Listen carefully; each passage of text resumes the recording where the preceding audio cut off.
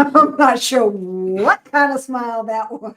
Hey everybody, how are you doing this evening? It's 3 o'clock Eastern time on a Thursday, so you know what we doing. What we doing? Working? We going live.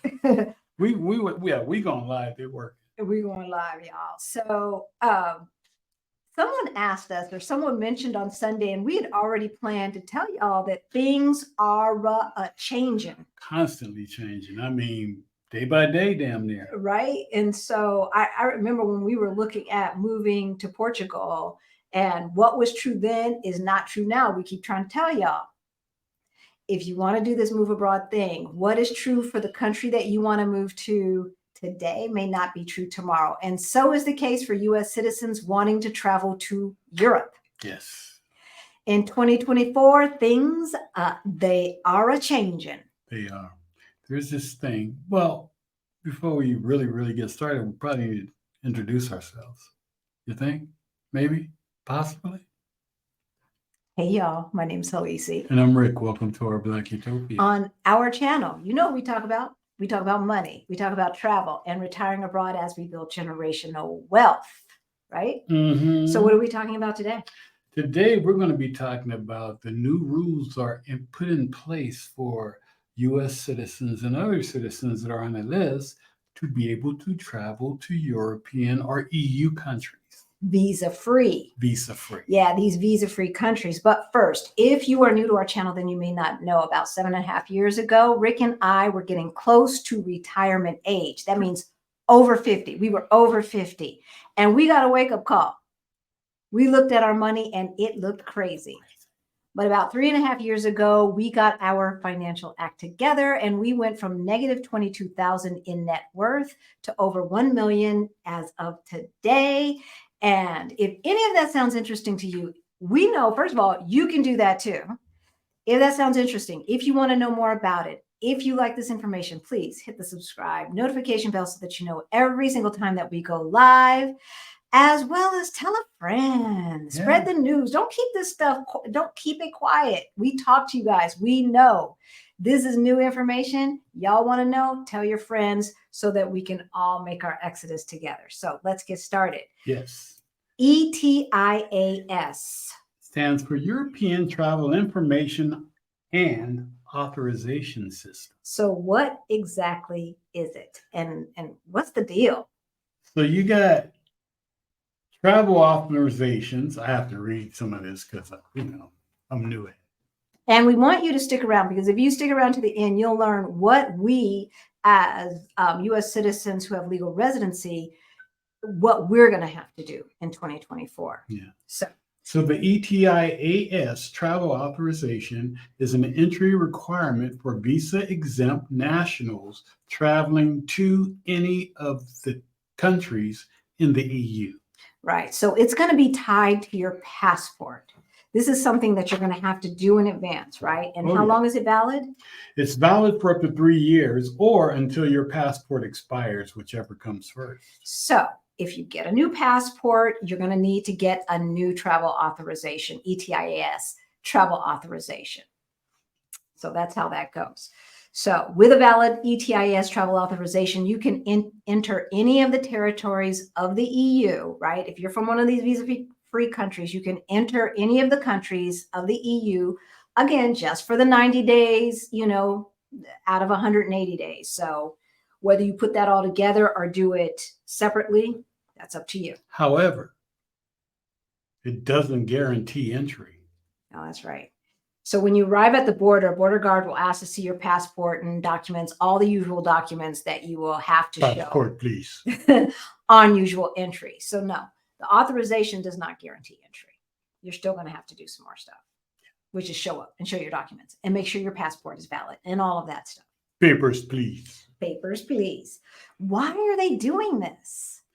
Well, why is it being implemented? Yes. These new requirements have been years in the making, stemming from the rise in terrorism fears following 9/11. It's very similar to the electronic system for travel authorization, or the ESTA program that was implemented by the United States in 2008. So that once you hear what questions they're asking, it's pretty obvious why this thing started. It's good to know, though, that it's been something that has been in the making for only 20 years. Why it took 20 years to implement, I don't know. But then I think we needed to go to digital passports, and I think that there were some things that needed to happen first.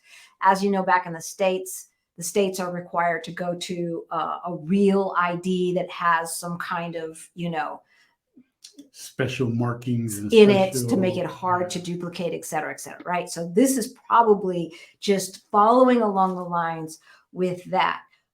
So it's basically a database to track who's coming and going. I bet you dollars to donuts that a lot of the folks from the visa-free countries have been overstaying their tourist visas.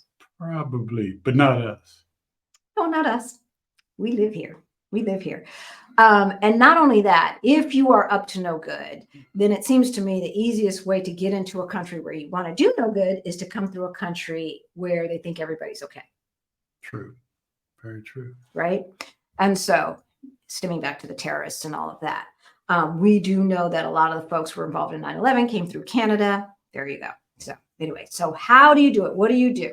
So you have to fill out an application form using either the official ETIAS website or the ETIAS mobile application. So you'll be able to do it mobily too. And yeah, there is an official website that we got all of this information from. I didn't put it in the description, but I will add it after this live. So if you're watching from the future, hey, say hello. Let us know where you're logging in from and which European country you want to travel to first. But we will put it in after this live is over. So if you're watching from the future, you should see it. So there is a cost to it.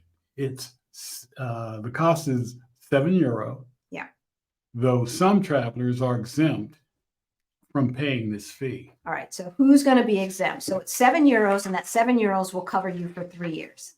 It's really not a big price to pay, but you do have to go through some stuff first. So you can't just get those last minute tickets if you have not already gotten authorized. So if you know you want to travel to the EU, you should go ahead and get the authorization starting in 2024 as soon as it's released. Just go ahead and get it if you know you're going to be traveling, because, and we'll let you know why in a minute. But anyway, who is exempt from paying the $7? Anybody over the age of 70?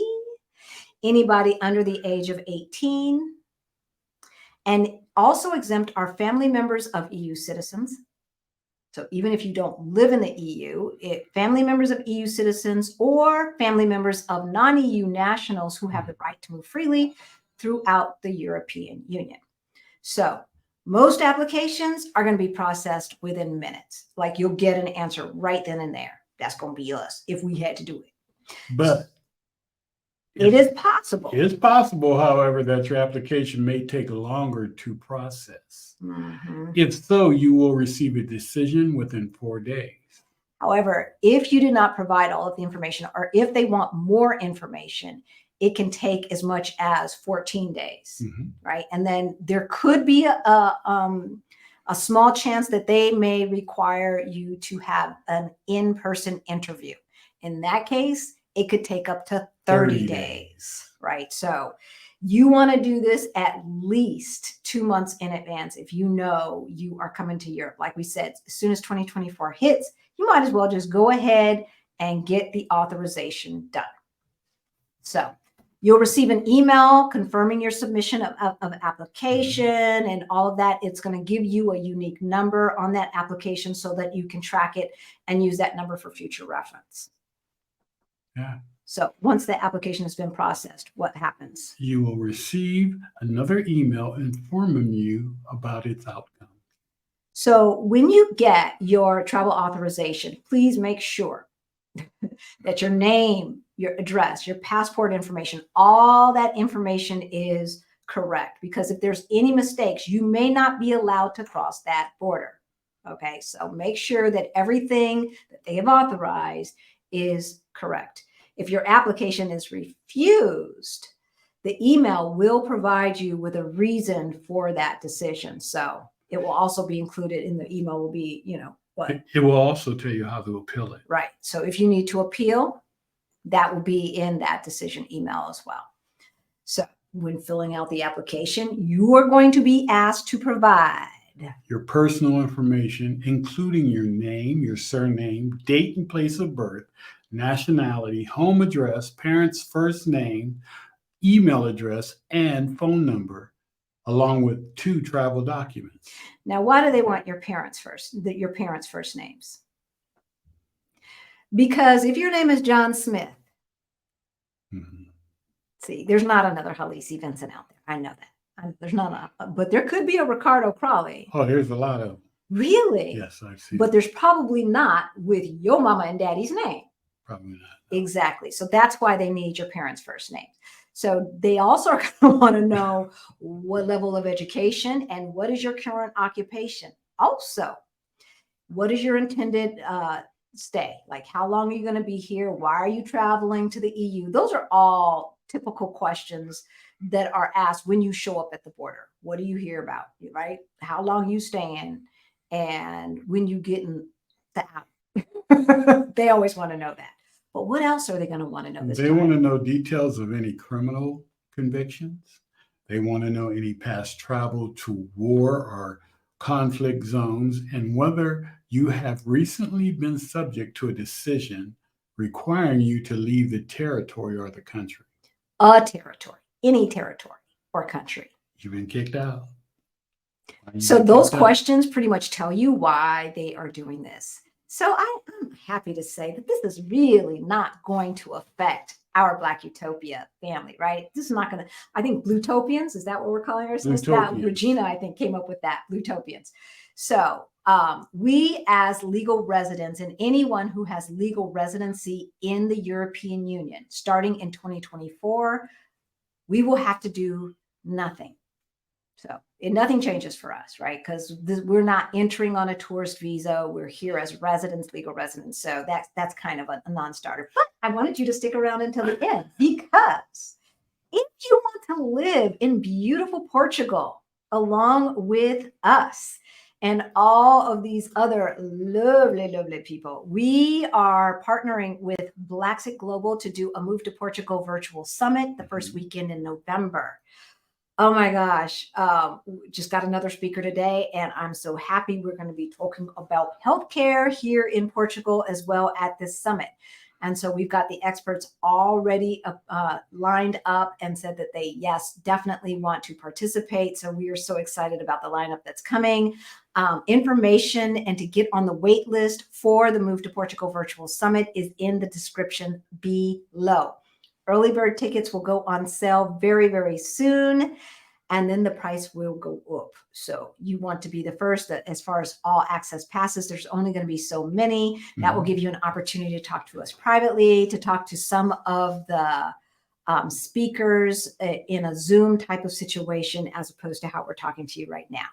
So Move to Portugal Virtual Summit. That information is down below. If you have more questions about traveling to Portugal, about moving to Portugal, about getting your money straight, you can book a one-on-one call with Rick and Rick and me. I know my grammar. Rick and me. Yeah. That information is below that sounds as like well. A movie. What, Rick and me? Yeah. Probably is. I think it was. Probably is. Y'all know my birthday is this Sunday. And the Pope's in town. The Pope's in town. So it's cray-cray. Y'all coming to visit with us on my birthday? August 6th? The Pope's in town. I don't care about the Pope. I don't care about the Pope.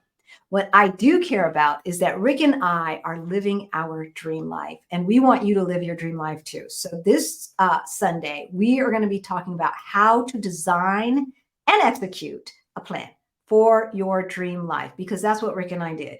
We had a plan, things changed, we adjusted, we changed things, and we got here. And we got here 2 years sooner than we anticipated, than we initially planned to, right? And we did it. Yeah. Well, y'all know the mistakes we made, but we're here. And we're here and we love it. And the mistakes were not undoable, right? Or not overcomable, I should say.